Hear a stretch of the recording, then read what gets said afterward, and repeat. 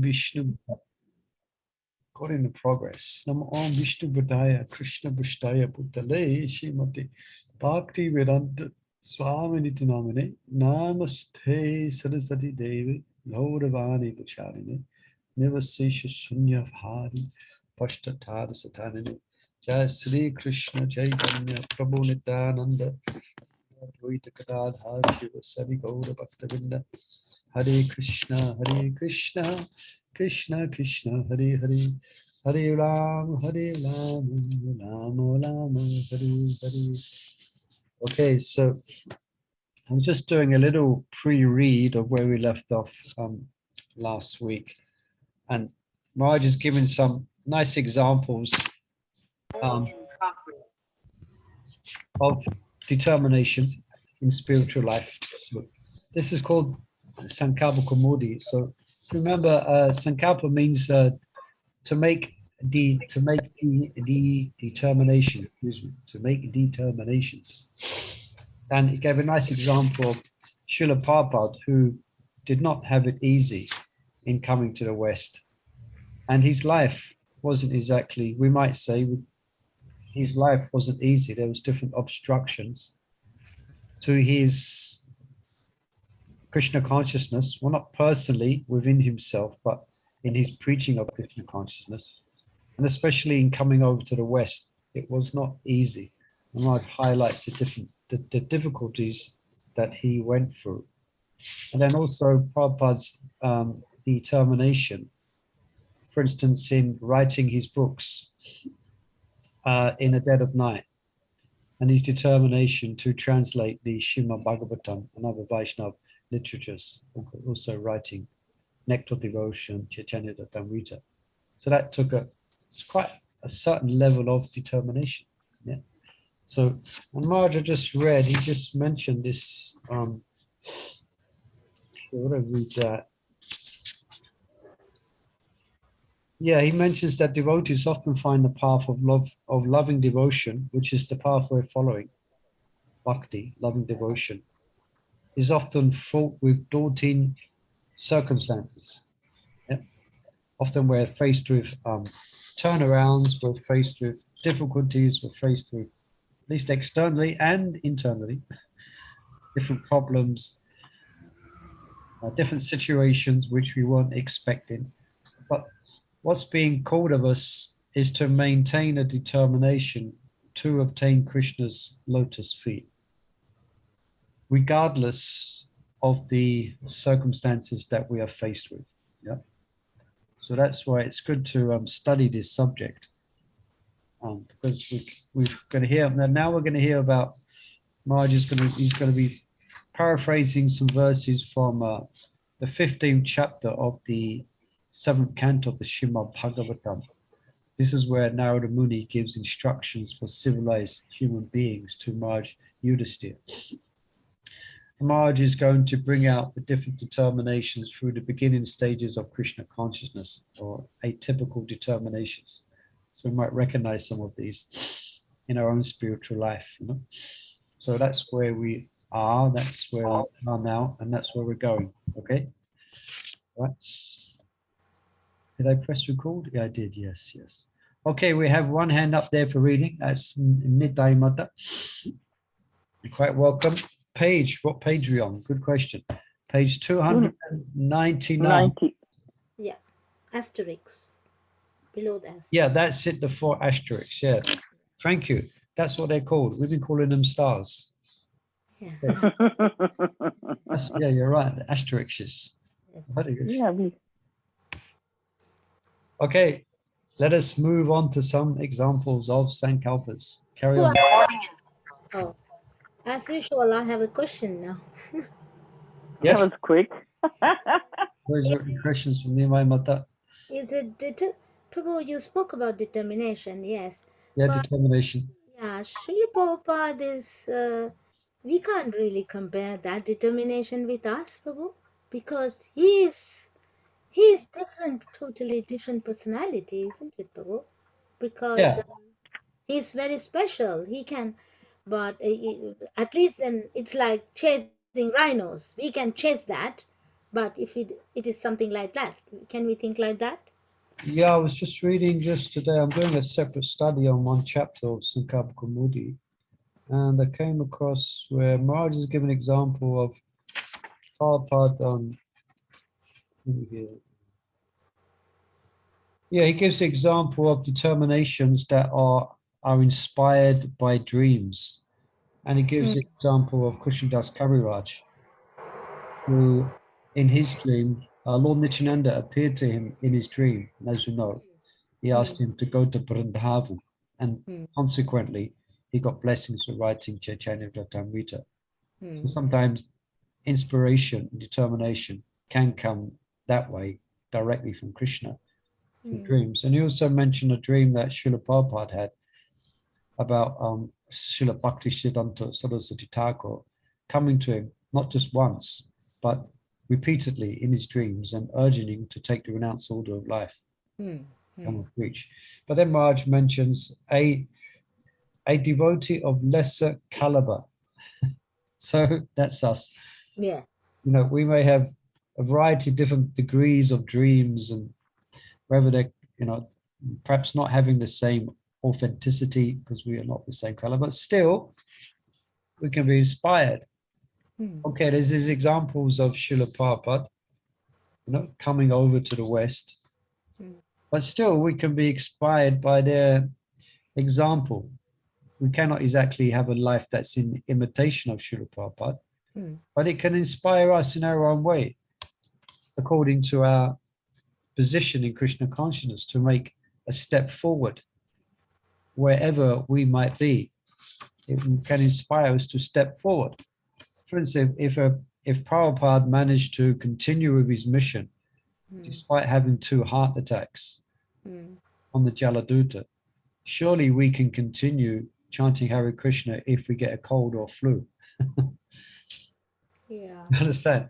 Or so we have some setback physically, we can be inspired by Prabhupada. Yeah, so like that. Yeah. So, Sitting alone and doing Harinam all alone, just playing a small drum, that is very inspiring. yeah, Prabhupada's whole life is inspiring. Yeah, no, this point itself, at least we can think of doing something like that. Yeah, yeah. All Okay. right. So you're going to start with. Let us move on to some examples.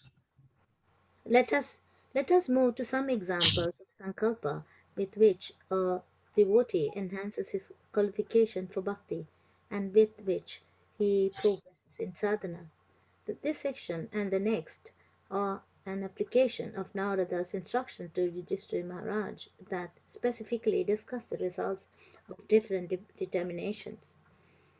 At the great, after the great sage recounted the history of Prahlad Maharaj and Narasimhadeva, he described in detail the principles of Varnashrama Dharma. At the conclusion of his teachings, Narada gave a list of determinations and the enhanced character and conduct to which they raise members of a divine society. An example of his instructions on Sankalpa is the following. By making plans with determination, one should give up lusty desires for sense gratification. Similarly, by giving up envy, one should conquer anger. By discussing the disadvantages of accumulating wealth, one should give up greed. And by discussing the truth, one should give up fear. Can I? Okay. Yeah, carry on. We have adapted the teachings of the above verse and those that follow it to mirror a devotee's journey along with the progressive path of sadhana bhakti. In this way, we highlight the sankalpa of a sadhaka and the results he can expect from them based on the lessons given by the professor of devotional service, Narada Muni. The first sankalpa is when one comes in contact with scriptures and make even the most casual effort to read them. That reading or discussion of the teachings of Bhagavad Gita and Srimad Bhagavatam awakens in a person feelings of satisfaction and happiness. For the first time in countless lives, a jiva is finally in touch with the truth, the absolute truth. in Krishna's words, devotees, derive great satisfaction and bliss from always enlightening one another and conversing about me. We just pause there. Yeah. Just, I thought if we can just reflect and perhaps the devotees can share the first time that they read Srila Prabhupada's books and the effects or the thoughts that it then inspired.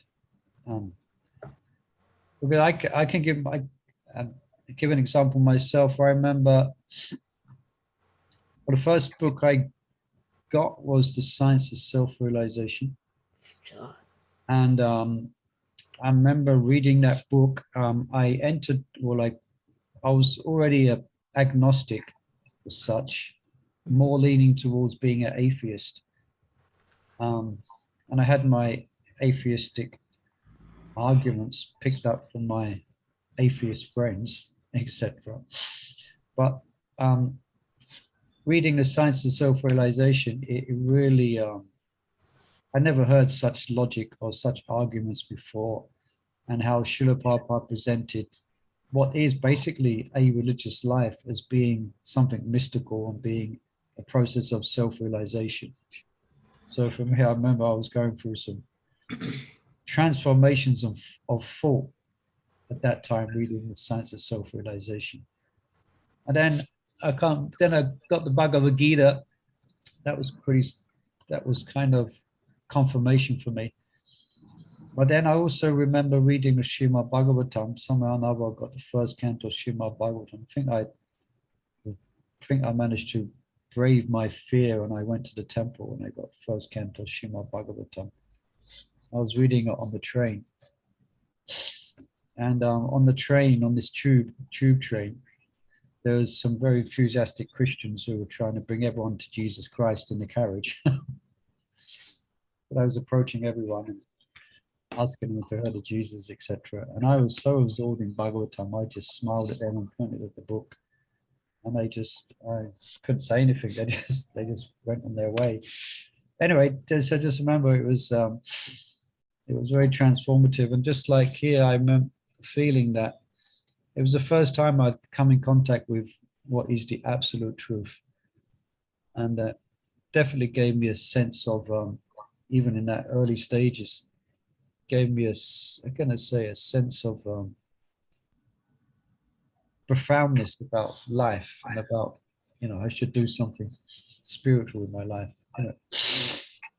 In some thought. So anyone else can share them first days when you might have opened Srila Prabhupada's books. So that's your first sankalpa, the first determination, the first transformations. Nobody's nothing. Perhaps mine was completely different. When you see, because I was really materialistic, well off, everything. Yeah, okay. So when I read Bhagavad Gita, there Krishna says, surrender to me, do this for me, do that for me. And I was thinking, well, before he's saying to be humble, tolerant, to, be kind, and there he's the one who's sitting there saying, surrender, do to me, do this, meditate on me. So I just couldn't take it. Oh, Krishna's saying that, yeah? Hey? Oh, Krishna's saying that, meditate on me. Yeah. So you. I was like, but he's telling you to be humble and be kind and think of other people and that. And yet he's then telling you, surrender to me. I'm the one who's in charge. So for you, it brought up some, it brought up some doubts in the character of Krishna. Had you been aware of the character, or have you, coming from your Hindu tradition, did you have read about Krishna before? Yeah, because like we grew up and my mother was always preaching, like mix. Yeah. You know how they do it after school, you'll go to the temple and there she's doing classes and things like that. So you knew, but not when I read Bhagavad Gita, it was like a lot, Yeah. Anyway, I'm sure you got some sublime message somehow amongst all of that. Definitely, to get into, have that all turned around afterwards. That's now you look at it and you think that's the aim of, that's the principle. Yeah. servants. At the time, I was not a servant, was I? I was a master. Yeah, that was the idea. You didn't like The idea, I mean, I was doing well. I'm so, how could you come and tell me to do something when I'm so well off and do everything else? I'm good. yeah. So that's the thing. My ego was, All right, so it kind of stirred something in you. It stirred your false ego a bit. So that was good. Stirred things up. Perhaps someone else can reflect a bit when they first. Yes, Mom. Yeah. I just remember reading Srimad Bhagavatam with devotees for the first time and realizing actually this is the truth. I mean, somebody actually knows what's going on. I was like, and I remember being like, well, why haven't I heard about this before? Like, why isn't everyone doing this? It's the best thing on the planet, and hardly anyone is doing it. I was just like, but apart from that, I was thinking it was so undeniably true, everything that Prabhupada was saying, and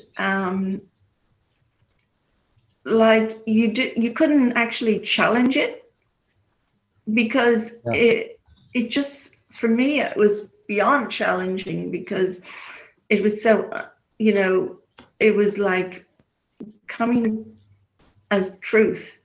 And also it exposed like the material world. Like it's hard to imagine that so many people are actually going on a wrong path. For me, it's very confusing to see like how wrong everything is in this world. Yeah, I can relate to that as well. Prabhupada's authority in his books, an absolute authoritative nature, describing what it is. It's like very strong. It comes across. Yeah. And also, the detail, there's so much detail about the truth. So details about God, details about the spiritual world, details about,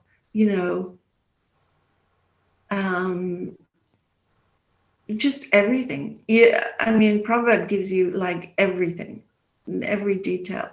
And that's also like amazing how you can be like a conditioned soul and you can hear all those details. Yeah, then that's That's Prabhupada's empowerment to actually. Yeah. But okay, thank you. Anybody else? Perhaps whatever, one more. Okay. Yeah, what did you come with? Yeah. My father was a very strict Swaminarayan, so he'll keep telling me all about Swaminarayan philosophy and all. But my mother believed that all gods are good. So she would make me fast on Parvati Day to have a good husband, and she would make me do some other thing on the Lord Shiva's day. And it was always confusing. Is there any one God? There's plenty of gods.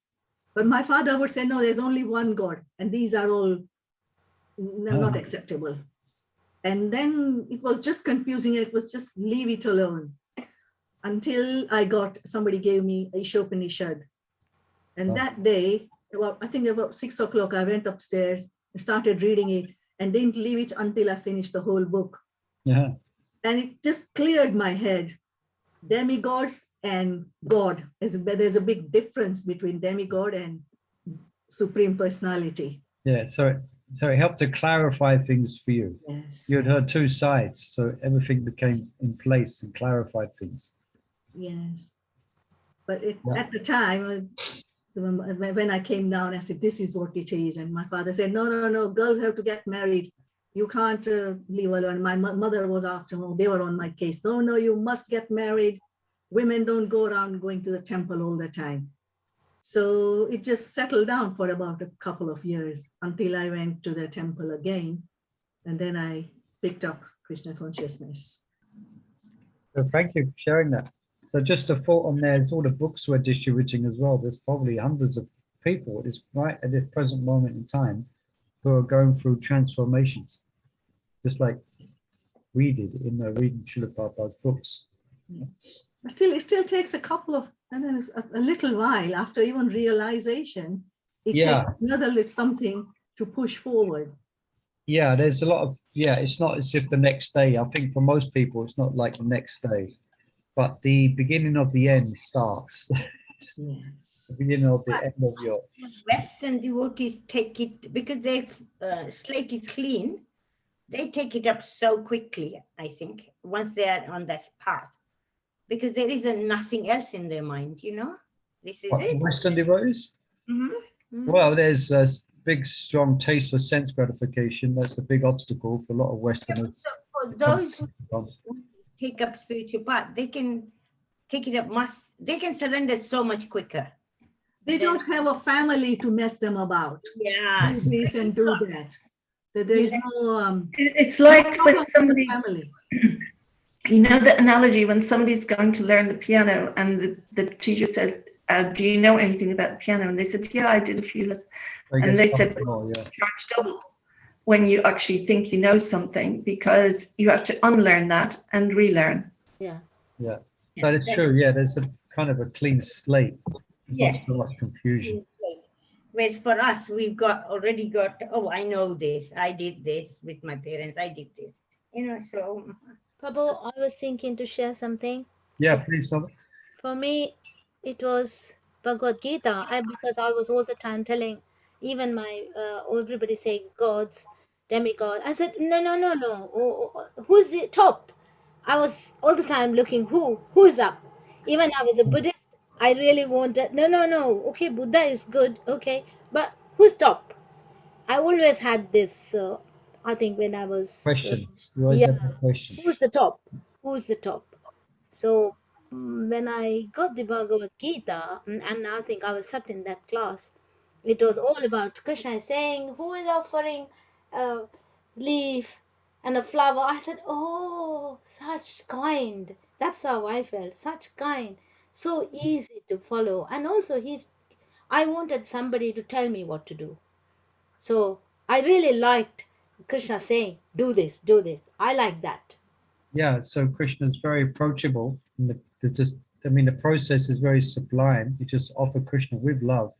In 926, and it sounds like you were also relieved to actually get given a path to follow and given specific instructions. Actually, I didn't start reading Bhagavad Gita from the beginning because I got carried away in the middle, because that was a class I started reading. I said, this is what I am looking for. Oh, I know that now. This is what I want. Like that. Right, thank you. Thank you for sharing that. I'm sure all of you have got similar stories. Perhaps we can continue reading. I thought it'd be interesting just to reflect on that when we first came in touch with Prabhupada's books. Can continue in Nitai Mata. Okay. The second sankalpa is when a neophyte contemplates and perhaps discusses with others what is reality and what is illusion, how he is not this body, and how he has been entangled. As a result of this little effort, a beginner feels himself fearless even in the face of Maya.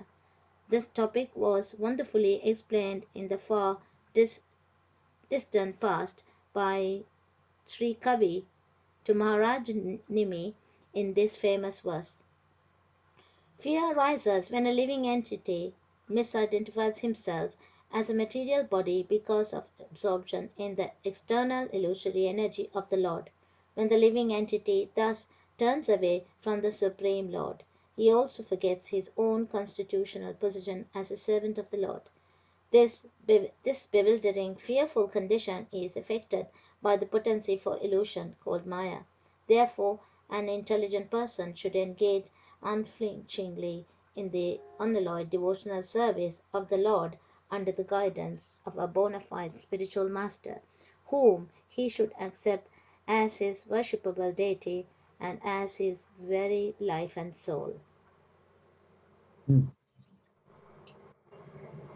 Right, that's that verse you might have heard that verse. At least most of us know the first line. I know the first line, and one of these years I'm going to learn the rest of it. Vayam Vidita Bhavana Shasyat. As soon as you turn away from Krishna, then you're embracing illusion or you're embracing Maya. So there's the second sankalpa, if you want, the second determination, where you begin to contemplate Prabhupada's books, begin to contemplate the teachings, you know, how we are not this body. Yeah, yeah. I think. So, rather thinking of we are not this body, I want to use this body for Krishna. If you do that, will that be because Of if course, yeah, of course. We have to, yeah, Savai Mana Krishna Padavan. Yeah, we are using our senses in the service of the Lord. yeah, We're using what we have, our body, our intelligence, our words, our wealth, whatever it is that we have, then we want to engage that in Krishna's service, of course. Yeah. so that would be easier than thinking I'm not the body because I am so conditioned. Even my body aches, I can't move, do anything. So I'm the body. Well, simultaneously, we are, I mean, to realize we're not the body takes contemplation. It's something which we meditate upon.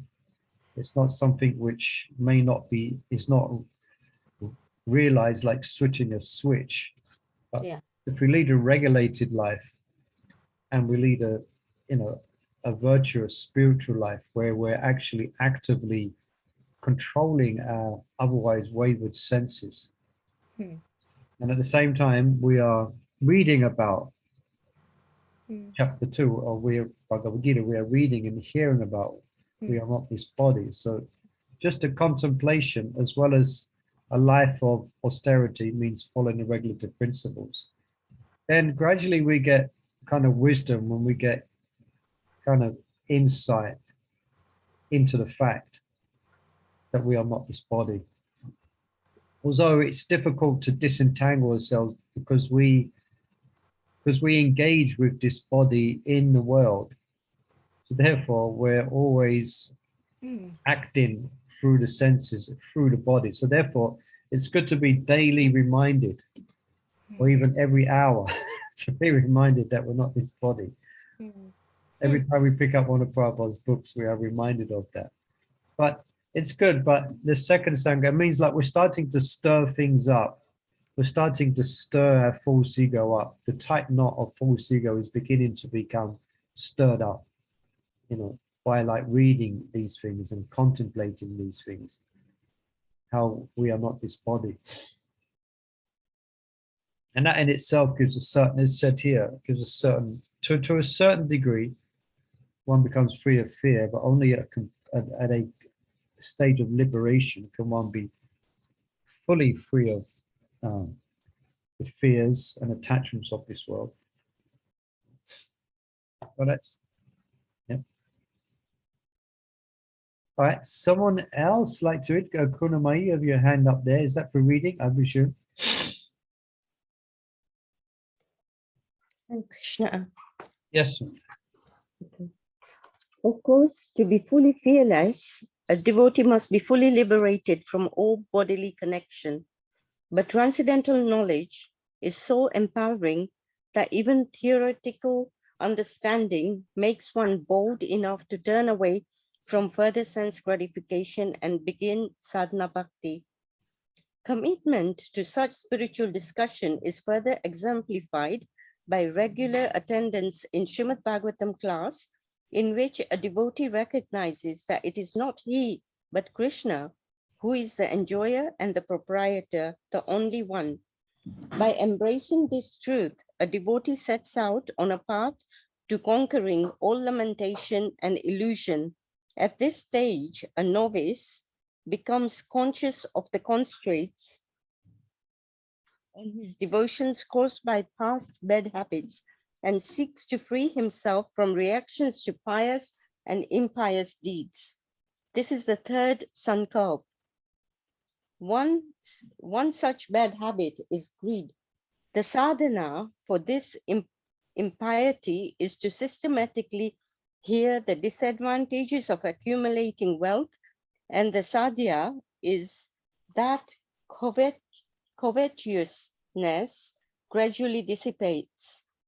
But bhakti is about more than passive hearing. It is about active service. In the association of Vaishnavas, one realizes that pride in wealth, learning, social status, and physical beauty reinforce those same bad qualities that obstruct spiritual advancement. In her prayers to Lord Krishna, Queen Kunti elaborates on this spiritual development. My Lord, your Lordship can easily be approached, but only by those who are materially exhausted.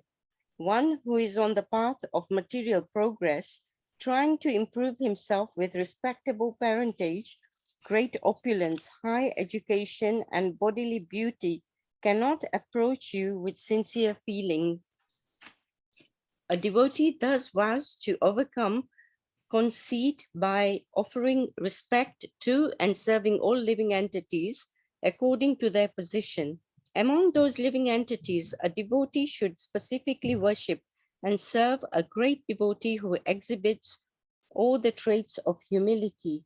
To surrender to a spiritual master is the fourth sankalpa, and a result of surrendering to a saint is that the servant assumes the quality of the master.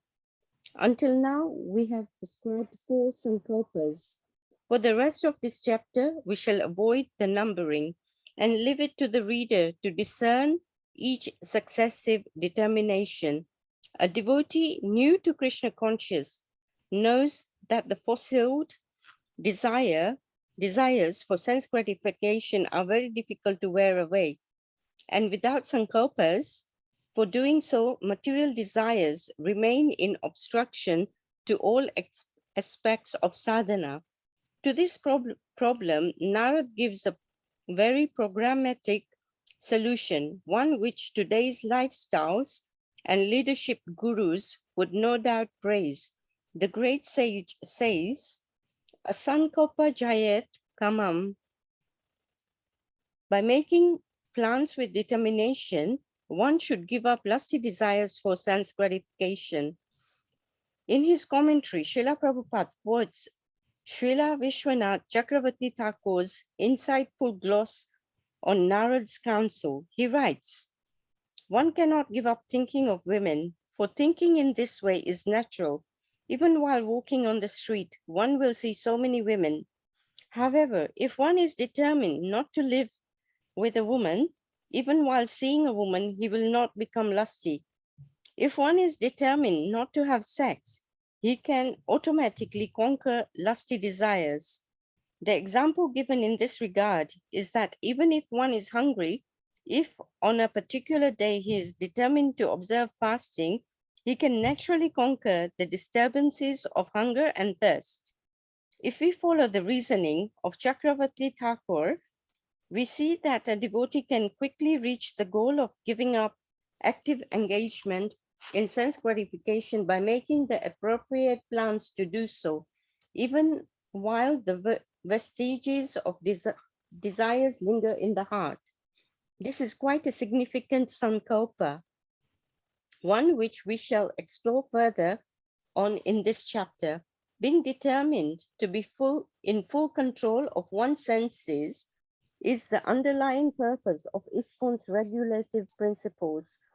This attainment itself becomes the sankalpa for another goal, which is to control the tendency to envy others. Unfortunately, all conditioned souls have this propensity, for it is a primary cause of their fall to the material world.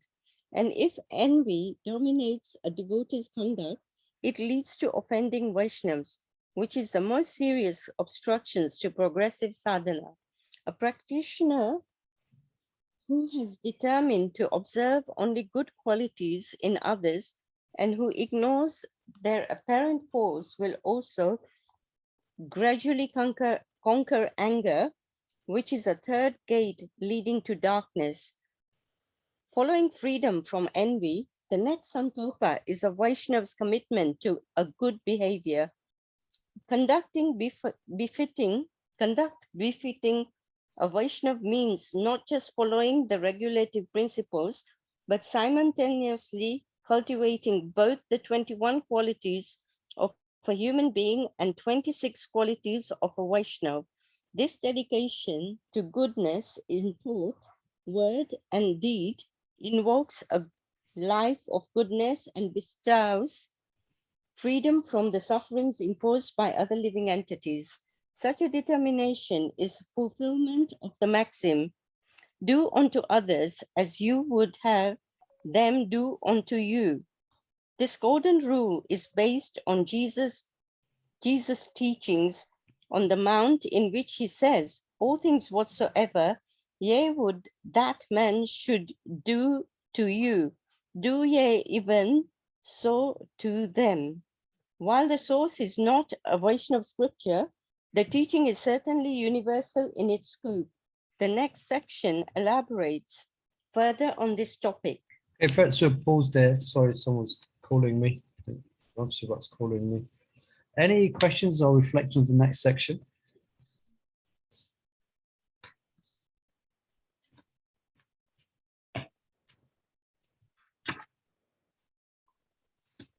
Different. Again, hearing this, it's good to hear these things because, you know, most of us have been practicing for a good few years. So we may have been through these initial stages of coming to terms with our uncontrolled senses and then lining ourselves up for following the regulative principles, you know, and then making the internal kind of determinations to actually follow this path. But it's not easy. We see many persons come close to Krishna consciousness, but most of them, I guess most of them will retreat back into material life. Only a few will actually make the step over. Just like recently with our our Western Outreach 108, there has been quite, I would say it's successful, relatively quite successful. A lot of, and they're particularly aiming at a particular age group. They're aiming at, I think their aim is from age 20 to 24 or something, 25. That's who they're looking for. And they have to be Westerners primarily. So that's the, what do you call it? The social group they're aiming for. But that's just a small fraction of our preaching we do, but it's a very important one. And I've seen people come. I've seen like Western people come and they start coming to the temple and they become very, very, very, very much interested, very much enlivened about philosophy, very much liking association devotees, etc. But most of them will retreat back. Why? Because of the four regulative principles, you know. For them, it's for one reason or another, it's a big hurdle for many. So that's why, you know, just keep that in mind if you're, you know, when people first come into the temple, it's really good to, well, because I live in the temple, so I see people first come and I try and identify people who first come, and I always try to speak to them in such a way that it makes them feel at home. I try to relate to them and speak to them on their particular level and try and connect their life up to, anyway, somehow so I was just thinking of, just keep that in mind, the persons you know are just picking up the books or just becoming interested in Krishna consciousness. You might be, I think, Chandravali is preaching to your neighbor. So it's a bit easier, I guess, to some people, you know, pious people. They're not so much struggling with the desire to gamble or to engage this activity, I guess. But anyway, that was just a thought I had. That's what's come to mind. I was reading this. Murli Prabhu, it could be, as you say, the age 24, 25.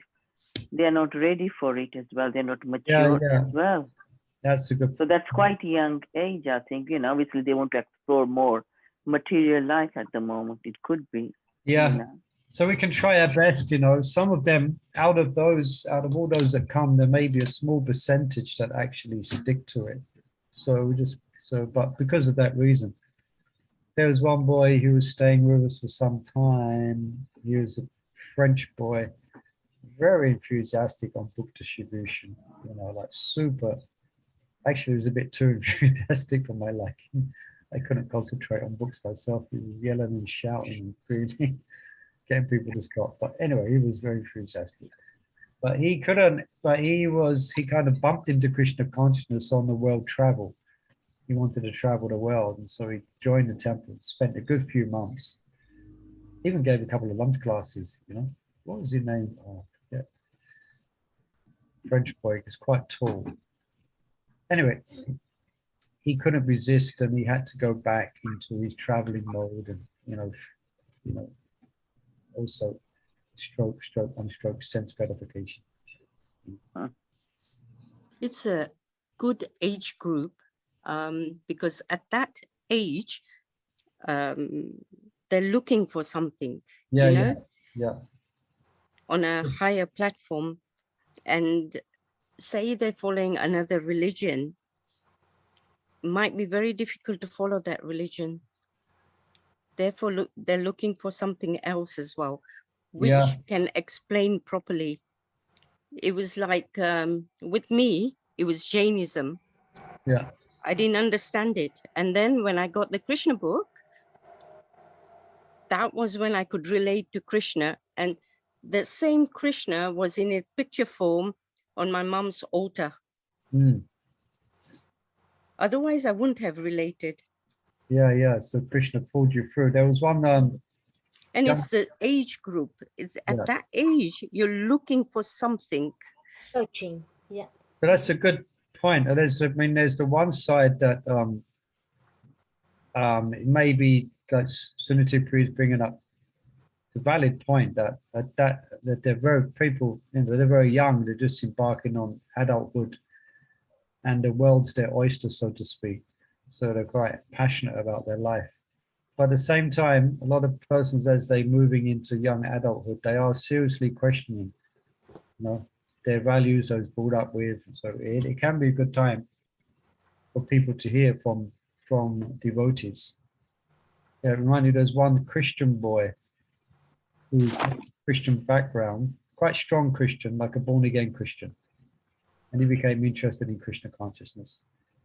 He came from Battersea. He had a right London accent, classic London. And right London accent he had. And he was doing well, but he didn't make it. He come through 108, but he didn't quite make it. Anyway, you can just try your best, you know.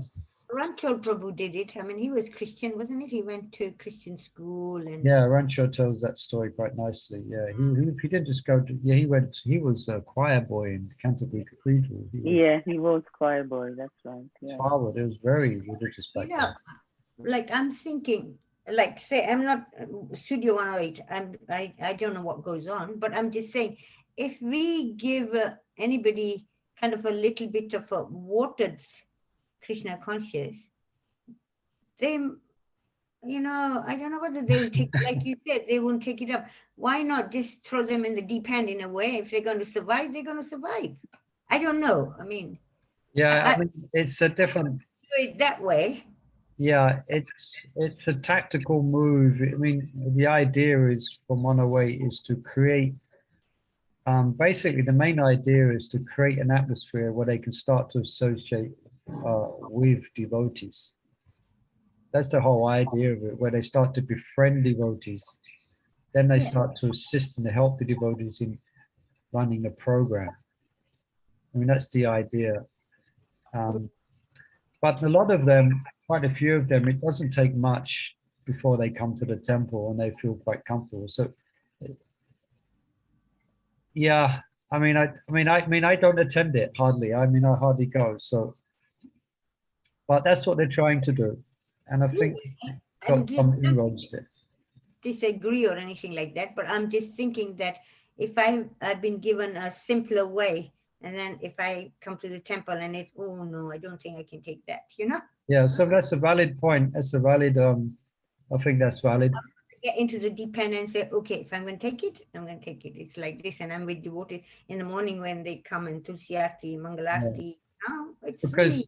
Because of all those who come to 108, there must be less than 0.5% who actually come to the temple. They go there for the food, they go there for the mindfulness, for the breathing, the oming and things like that. Kirtan, but still we're trying. Still, it's an idea. Trying it. David Rita Marge is the inspiration behind it, and it has. Actually, I think most of the devotees in our temple haven't come to 108. They've just come directly to the temple. Everyone in the temple at the moment, all the young boys, they've all just walked into the temple and just gone for the straight thing. But still, let's give it time.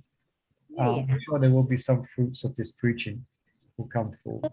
If somebody is more than that age, they don't take them in. So if somebody is seeking, yeah, I mean that's what they're focused on. I mean, if they stop someone who's in their late 30s and they've got children, they're not going to get any invitation to come.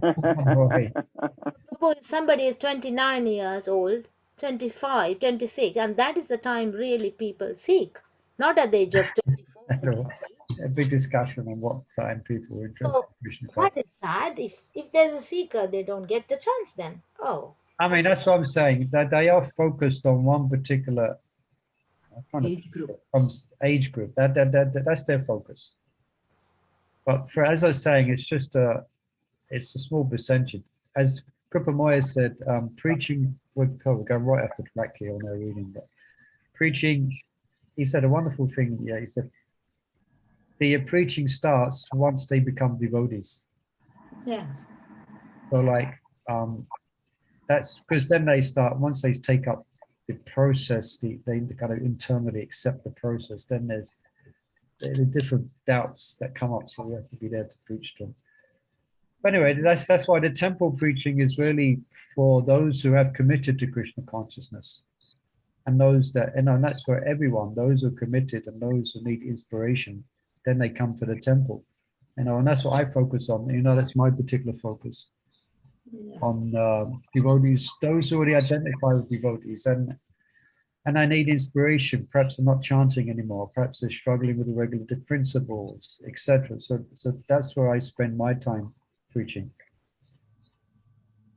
which is very important. It's cultivation now. Cultivation, yeah. Like I'm thinking, like say if I was, I'm going there. And then there's these girls there who's wearing torn jeans and this and that. And then you have another one who's wearing a nice soft sari and covered hair and tilak and all that. So I'm new going there. I'll probably look at this nice dress sari person. And, doesn't she look so beautiful? And you would get more inspired doing that. Then that's probably me, yeah. No, I think, Chandravali, I don't agree with you, because the thing is that whatever you wear. Inside what is count. Wearing doesn't really make no difference. So I mean, probably just because you have that image, wearing all saris and so on, they are. So many people I know who are Western, wearing other dress. They're attracted to Krishna, and you could see they're chanting. They have a love for Krishna. So there's a difference of the way you think. You're saying that. I do understand what you mean, but I've seen some people who dress like that, and they are really genuine. People going to Studio 108. Yeah, that's what but that's what I say. Sometimes you cannot judge it. The book, or the book is in it. Yeah. Also, preaching is very personal. Shamananda often mentions this, that preaching is very personal. So it's very individual. You can see different preaching initiatives, which have been taken on by different devotees. Yeah. Very, yes, wonderful. Yeah, I was just going to say, I heard Jai Murari say that Mantra Lounge, there was one person who was going to Mantra Lounge, and it was a whole year before they realized that it was Hare Krishna. Really? And I thought, well, that's not funny, actually, because yeah, so how can you go a whole year and not know that it's Hare Krishna? Yeah, so there you go. That's another point. It goes so far one way that they sometimes what happens as well is sometimes that the devotees who run these things, then they become more like the people who are coming rather than the people become Krishna conscious, they become more like the people. I mean, I've got to say that when I saw saris, people wearing the saris the first time, I was captivated. I thought this is so beautiful. Exactly. I thought they were like evidence, pure and like, oh my God, like I thought I will never be like that because they look so wonderful. They do look like they're from another planet. Like, yeah, so what did you say, Muli Prabhu? So there you go. Mavalavanga's giving proof of the potency of being inspired by wearing saris, which Chandravali just said. Yeah, no, proving, yeah, yes. But what I'm saying, you cannot judge that that person is not devotional because you wear clothes, you wear, and unless you speak to them, you understand, and you said, no, they are a different person. Yeah, that's. I think we live in this world. I mean, we wear dressings, we go out in that way when we go. I think that's a different subject. I think someone just bringing up the just from the point of the just the attractiveness of the way devotees dress. Yeah, well, it could be, and then I'm wrong. Yeah, I understand. But I like at Birmingham, I saw there was about 10, 15 Western devotees, like even ones, and then they came, you know, and they were like dressed in Indian clothes, and the girls were dressed nicely in long dresses and things like that. But they stayed 2 days. They stayed in the kirtan. Yeah. You know, they weren't in saris or anything like that. But they were. You could see one of them.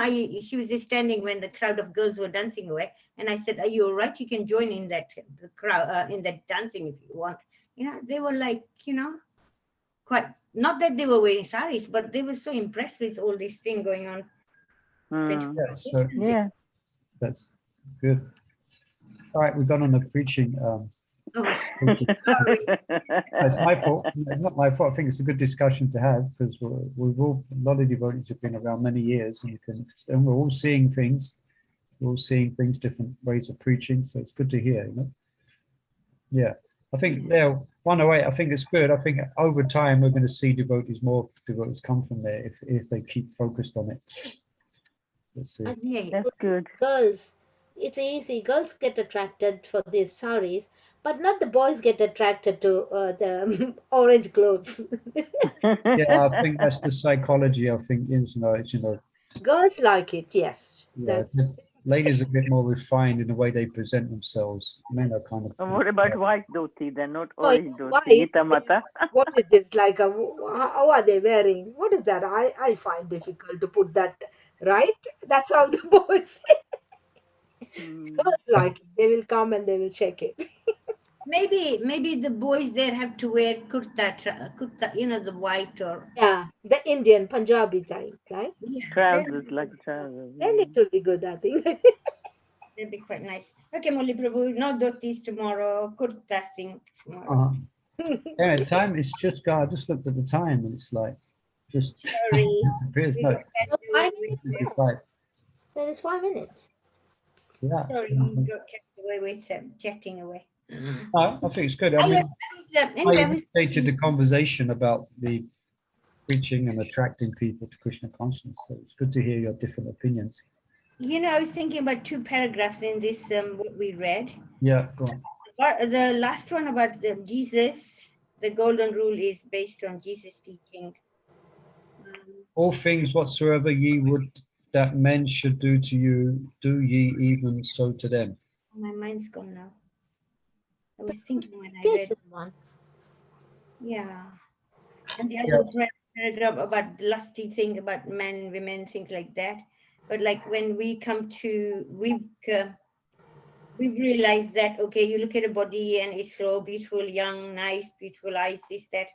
But then you straight away go to the imagination of how underneath that skin body, there's nothing but junk.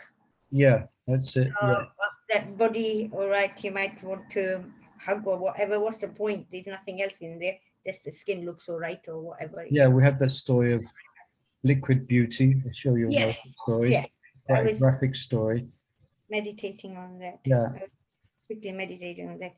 And then, yeah, this Jesus thing, I was thinking, you know, a year or so ago at the manor their meditation was always remember the good the others have done to you and forget the bad they've done, and also remember the bad you've done to others, like that, like preaching to myself. As we were reading, I was preaching to myself. Yeah, these are higher principles of higher principles of character that helps us develop as Vaishnavas, to try not to, as you mentioned here, remind to not see not pray or not see the apparent faults of others, which unfortunately, I mean, it's something which we may find difficult, but we should try to do that, definitely. And also you mentioned about envy as well. Yes. Yeah, Marge mentions if envy dominates the Vaishnav's character, conduct, it will eventually lead to offenses, to Vaishnavas. So these 21 qualities that's mentioned in chapter 15 of, as you mentioned, chapter 15 of Canto 7. There's a list of qualities for all human beings that everyone should try to cultivate. And I know Maharaj, what he was doing in Hungary, he had all the Namahatas speaking about these qualities and going through each quality. Yeah, because his idea was one ashram is made up of devotees stroke human beings, but what type of human beings stroke devotees? It's those who have these 29 qualities. So before we start thinking about what ashram or what vana we are, let's try and be human beings. So he had different courses on these 29 qualities of a human being.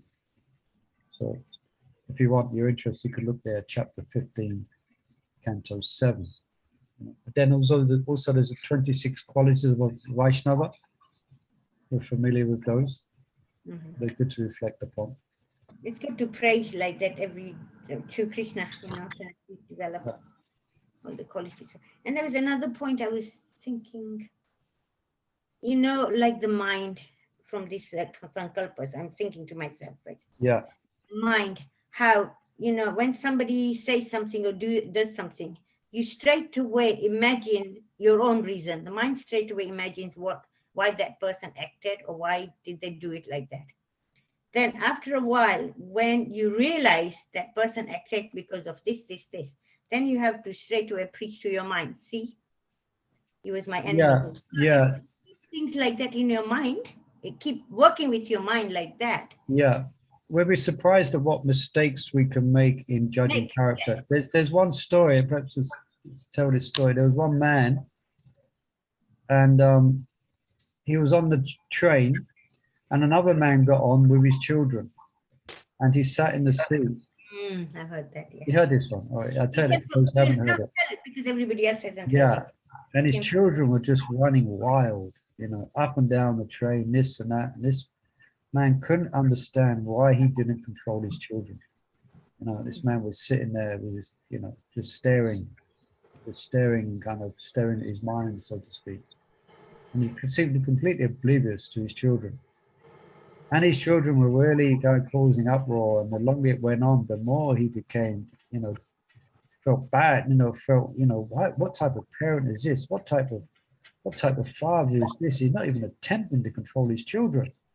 So eventually it got too much for him and he had to say something. So he went up to the father and said, what do you do? Can't you control your children? And the man looked up and he said, yeah, you're right. I'm sorry. I've just come from the hospital and my wife has just died. And I don't know what to tell him. Yeah, sorry, I should. So a bit of a dramatic story, but you can see how this man had completely misjudged him. Completely misjudged him. So then after that, when he heard that, he was a bit more understanding. So, like that, what devotees going through. All right, we're finishing that. Down. So how much we can apply, like reading these few paragraphs, you can think quite a lot in your own way, in your own life, in your own way of dealing with things, Yes, definitely agree. Yeah, let's just finish reading. Where are we? Where did you finish? Well, We're on the 4 asterisks. Suffering. We learned today. Learned a new word today, asterisks. Asterisk. I just read this paragraph to finish. A practitioner who is determined to observe only good qualities in others and to ignore their apparent faults will also gradually conquer anger, which is the 3rd gate leading to darkness. Okay, on that note, we'll stop there. Thank you. This conversation went on a bit of a sidetrack, but it was good.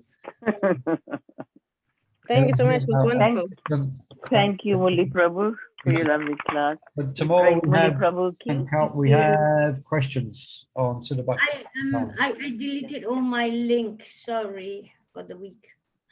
No problem. I can share tomorrow. I'll give it to everybody, yeah. Okay. Thank you, Murli Prabhu, and His Grace Murli Hare Krishna, Prabhu. Hare Bol. Yeah. Thank you, Murli Prabhu. Hare Krishna. Hare Krishna, everyone. Hare Bol. Gauranga. I'm going to end these. Gauranga. Oh, Yes, Five, and- 4, 3, Hare 2,